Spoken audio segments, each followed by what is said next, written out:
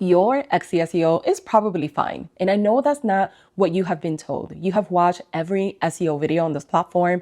You have rewritten your titles 3 times. You have got the tags, the long tail keywords, the alt text, the attributes filled in, and your sales are still flat. So let me say the thing nobody selling you an SEO course will say out loud. The keywords aren't broken. They are pointed at the wrong buyer. Now, I have taught over 17,000 students and I have been selling on Etsy since 2016. And I can tell you the number one thing I see in shops that are stuck is not bad SEO. It's good SEO doing an excellent job of attracting people who were never going to buy. So before I get into it, do this now so you don't have to pause and take notes. Comment the word fix below and I will send you the free PDF with everything I'm covering in this video, the exact steps, the checklist, all of it, so you could follow along while I talk and then pull it back up when you are sitting in front of your own shop actually doing the work. Because in about 4 minutes, I'm gonna show you the number one Etsy stat that tells you instantly which problem you actually have, and it is not views. And here's what's actually happening in your shop right now. You are getting traffic, and that's the part that makes this so confusing. If you had 0 views, you know that most likely it was SEO, you fix it and move on. But you don't have 0 views, you have views. You might have a lot of views. You check your stats and you see visits climbing, and you think, okay, it's working, the sales are coming, but they don't come. So you go back to the keywords, you swap a few tags, you add boho minimalist printable wall art because someone in Facebook group said that's ranking. You renew the listing, you wait, little bump, then flat again.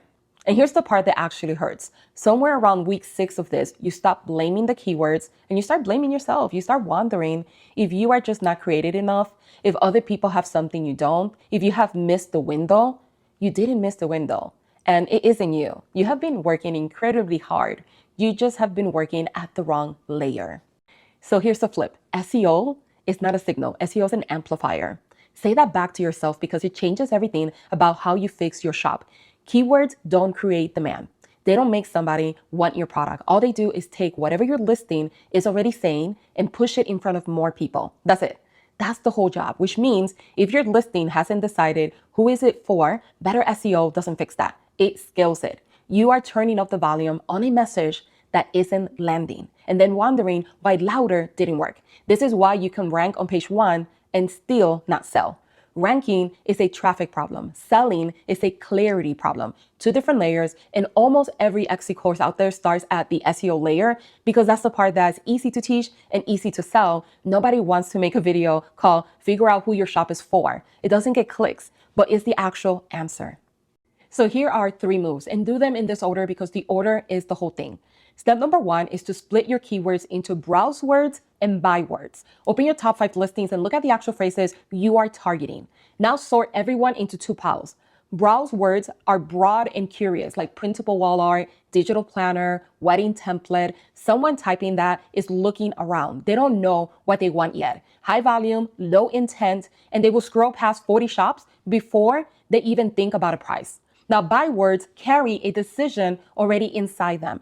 Minimalist, nursery, printable set, neutral. Or undated, HDHD, digital planner, good notes. Or modern, minimalist, wedding sitting chart, template. You see the difference? The second person already knows what they want. They're not shopping, they're locating. Most stuck shops are 90% browse words, and that's why traffic is up and sales are flat. You are winning the searches that we're never going to convert. Go count yours right now, pause the video if you need to. If more than half your phrases are browse words, you just found your problem, and it was never a keyword quality issue. Step number 2, put the buyer in front of the keyword, not behind it. This is the smallest change with the biggest swing, and it takes about 10 minutes per listing. Right now, your title probably reads like a keyword list. Product style, format product, again, flip it. The first 4 to 5 words of your title should tell one specific person that this was made for them. Digital planner, undated, daily, weekly planner, good notes planner tells me nothing about who is it for.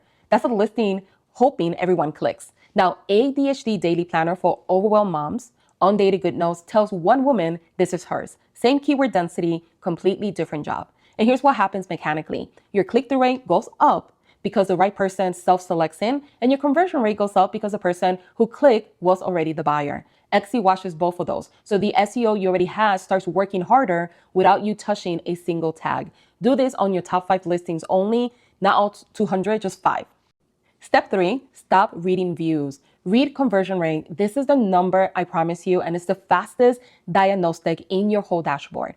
Go into your stats, look at visits and orders over the last 30 days, and find your conversion rate.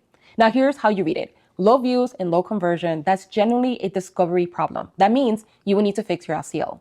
Decent views and low conversion, that is not an SEO problem. That is a positioning problem, and no amount of keyword work will help you. Every hour you spend on tags from here is an hour you're spending on the wrong layer. That second one is most of you guys. That's the whole reason your sales feel random. You have been treating a clarity problem with a traffic solution for months. Check it after you do step 2. Give it about 3 weeks, and the number moves before the revenue does. So watch the number.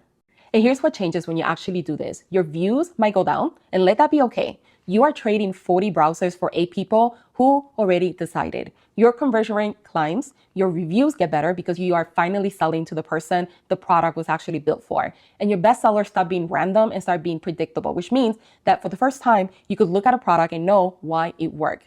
And that's the real shift, not a spike, a shop where you understand the growth. If this resonated, that's because you have been fixing the wrong layer and now you can see it. So don't just watch this video, make sure to comment fix below and I will send you the PDF with all 3 steps written out, the browse word versus buy word sorted, the title rewriting formula, and the conversion rate diagnostic. Go through it with your own shop open, and that's when this actually changes something. And one more thing, because it matters, what I gave you today is one piece of the foundation. There are 4 and they have to be built in order. That's what the shop growth system is. Strategy first, then products, then discovery, then predictable growth in sequence. It's not another SEO course. It's the operating system that sits underneath one. Doors aren't open yet. The PDF puts you on the list. So when they do open, you will hear it first and you will get the best price. Come and fix, then go check your conversion rate before you do anything else today. That number is going to tell you more in 30 seconds than the last 6 months of guessing did. Thanks for watching.